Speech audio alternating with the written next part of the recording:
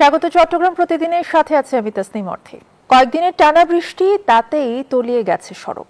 হাঁটু সমান পানি পেরিয়ে স্কুলে যেতে হয় শিক্ষার্থীদের। ঘর বন্দী হয়ে পড়েছেন বাসিন্দারা। শহরের হাসপাতালগুলোতেও একই অবস্থা। বছরের পর বছর একই দুর্ভোগ, তবুও মিলছে না স্থায়ী সমাধান। কুমিল্লা থেকে পাঠানো তথ্য ছবিতে এইচ.এম. মহিউদ্দিনের desk report. এটি কোনো ছোট খাল বা শাখা নদী নয়। এই চিত্র কুমিল্লা শহরের। কয়েকদিনের টানা বৃষ্টিতে এভাবেই ডুবে গেছে শহরের সড়ক, হাসপাতাল ও স্কুল। শহরের বিসিক শিল্প এলাকা, ধর্মপুর, ছায়াবিতান ও ভিক্টোরিয়া কলেজ সংলগ্ন এলাকা এখন ভাসছে পানিতে। সবচেয়ে বেশি ভোগান্তিতে কর্মজীবী ও শিক্ষার্থীরা। স্কুলের ভেতরে পানি প্রবেশ করায় ব্যাহত হচ্ছে শিক্ষা কার্যক্রম। পানি মারিয়েই রোগীরা হাসপাতালে আসছেন চিকিৎসা নিতে। কলেজে যাতায়াত করতে অনেক সমস্যা হয় পানি পার করে। অনেক সময় দেখা যায় বেশি পানির কারণে আমরা আসতেও পারি না, অনেক ক্লাস মিস হয় আমাদের। যানবাহন থেকে চলাচল করতে সমস্যা হয়, পানির কারণে ভাড়াও বেশি নিচ্ছে। যে বাড়িঘর গুলো করছে এগুলা মনে করেন যে আপনাদের এই রাস্তার ভিতরে নিয়ে এসে এবং কি ড্রেনে কোনো ব্যবস্থা রাখে নাই। অপরিকল্পিত বাড়িঘর নির্মাণ, ড্রেন দখল এবং পানি নিষ্কাশনের পথ বন্ধ হয়ে যাওয়ায় বছর জুড়ে এই দুর্ভোগ বলে জানান অনেকেই। প্রকল্প না নিলে, খাল কাটা না হইলেই এই পানি নিষ্কাশনের জন্য এখন বাধা সৃষ্টি হয়ে থাকবে। এদিকে ড্রেনেজ ব্যবস্থা না থাকার কথা স্বীকার করেছে কুমিল্লা সিটি কর্পোরেশনের প্রশাসক। সংকট নিরসনে কাজ চলছে বলেও জানান তিনি। পরিকল্পিতভাবে করা হয়েছে, ড্রেনেজ ব্যবস্থা নেই, যার কারণে কিন্তু পানিগুলা নিষ্কাশনে অনেক বাধাগ্রস্ত হয়। প্রবলেমটা ওখানে। শুধু আশ্বাস নয়, কুমিল্লার এই অবস্থা নিরসনে কর্তৃপক্ষ দ্রুতই ব্যবস্থা নেবেন, এমনটাই প্রত্যাশা জনগণের। Desk report, news 24। প্রশাসন আর আনসার বাহিনীর চোখের সামনে ধারালো অস্ত্র হাতে দিনের পর দিন ঘুরছেন এক ভারসাম্যহীন নারী। ভয় পাচ্ছেন সাধারণ মানুষ, কিন্তু তাতেও কোনো সুরাহা হচ্ছে না। চট্টগ্রাম মেডিকেল কলেজ হাসপাতালের জরুরি বিভাগে দেখা যাচ্ছে এই দৃশ্য। আকরাম হোসাইনের রিপোর্টে বিস্তারিত। চট্টগ্রাম মেডিকেল কলেজ হাসপাতালের জরুরি বিভাগ। বেশ কিছুদিন ধরে ভারসাম্যহীন এই নারীর নিয়মিত উপস্থিতিতে তটস্থ সবাই।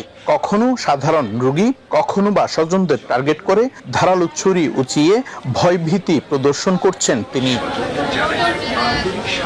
রোগী ও স্বজনরা বলছেন, জরুরি বিভাগের ঠিক পাশেই পুলিশ বক্স, আর সাথে সার্বিক নিরাপত্তার দায়িত্বে নিয়োজিত রয়েছে হাসপাতাল কর্তৃপক্ষের আনসার বাহিনী। তারপরও এই নারীকে সরানো হচ্ছে না বলে অভিযোগ তাদের। একদিকে চিকিৎসা সেবার নিম্নমান আর অব্যবস্থাপনা, অন্যদিকে পদে পদে নিরাপত্তার ঝুঁকি। সব মিলিয়ে দূর দূরান্তের হাজারো সেবা গ্রহীতা পড়েছেন বিপাকে। ছুরি নিয়ে এখানে ভিতরে ঢুকে যায়, মানুষকে ভয় দেখায়, রোগীরা আতঙ্কিত হয়। আমরা তো ভয় পাবো, আমরা পাবলিক, আমরা এখানে আসা যাওয়া করি, কার সাথে না কার সাথে লাগাতে কোনো আছে না, বিচিত্র কিছু আছে না। এখানে আনসাররা বের করে দেয়, উনি আবার চলে আসে। এখন আমরা সবাই তো ওনাকে নিয়ে ভয়ে আছি। সমস্যার সমাধানের আশ্বাস হাসপাতাল কর্তৃপক্ষের। যারা এরকম করুক তাদেরকে সাথে সাথে পুলিশ পাঠিয়ে নিয়ে এসে তাকে যেন ইভালুয়েট করা হয়, সে আসলে কি মানসিক রোগী কিনা। যদি মানসিক রোগী হয় তার স্বাস্থ্য একরকম হবে, আর যদি সে সুস্থ রোগী হয় তখন তার প্ল্যানটা আরেক রকম হবে। এক্ষেত্রে দ্রুত কার্যকর পদক্ষেপ নেওয়ার দাবি ভুক্তভোগীদের। আকরাম হোসাইন, নিউজ 24, চট্টগ্রাম। চট্টগ্রামে বাড়ছে ডেঙ্গুর প্রকোপ, কমছে না হামের সংক্রমণও। প্রতিদিনই বিভিন্ন হাসপাতালে, বিশেষ করে চট্টগ্রাম মেডিকেল কলেজ হাসপাতালে ভর্তি হচ্ছেন নতুন রোগী। পরিস্থিতি নিয়ন্ত্রণে স্বাস্থ্য বিভাগ 20টি পাওয়ার মেশিন দিয়ে মশক নিধন কার্যক্রম চালাচ্ছে।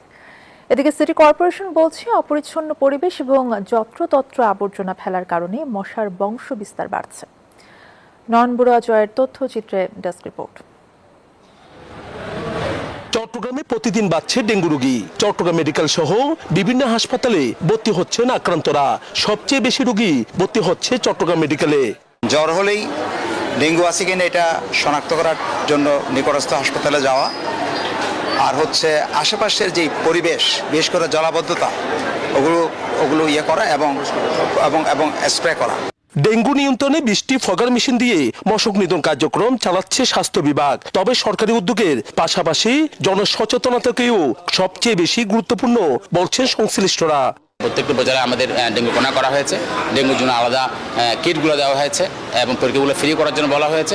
এবং প্রত্যেকটা হাসপাতালে, চট্টগ্রাম মেডিকেল কলেজ সহ জেনারেল হাসপাতাল সহ সব জায়গায় আমরা ডেঙ্গু রোগীদেরকে ফ্রি ট্রিটমেন্ট করার জন্য আমরা অনুরোধ করেছি। সিটি কর্পোরেশন বলছে যত্রতত্র আবর্জনা ফেলায় মশার প্রজনন বাড়ছে, তাই পরিচ্ছন্নতা বজায় রাখতে সবার সহযোগিতা প্রয়োজন। সচেতনতা বৃদ্ধিতে কাজ না হয় তাহলে আমরা আইন প্রয়োগে বাধ্য হব। আমাদের 10 জন ম্যাজিস্ট্রেট আছে এলাকা ভিত্তিক, আমরা তখন ম্যাজিস্ট্রেট দিয়ে শাস্তির আওতায় সকলকে নিয়ে আসার ব্যবস্থা করব। ডেঙ্গুর পাশাপাশি বাড়ছে হামের সংক্রমণও, সবচেয়ে বেশি আক্রান্ত হচ্ছে শিশুরা। নয়ন বড়ুয়া জয়, নিউজ 24, চট্টগ্রাম। চট্টগ্রামের বাজারে কাঁচামরিচের ঝাঁজ না কমলেও কমতে শুরু করেছে বেশিরভাগ সবজির দাম। কয়েকদিনের ব্যবধানে কেজিতে 40 টাকা কমে বেগুন বিক্রি হচ্ছে 100 টাকায়, টমেটোর কেজি 100 টাকা, কাঁকরোল ও পটলের কেজি 80 টাকা। তবে কাঁচামরিচ এখনও 280 থেকে 300 টাকার মধ্যে। সবজির দাম আরও কমার দাবি ক্রেতাদের। বিক্রেতারা দেখাচ্ছেন নানা অজুহাত। এই ছিল এখনকার সংবাদে। ধন্যবাদ সবাইকে।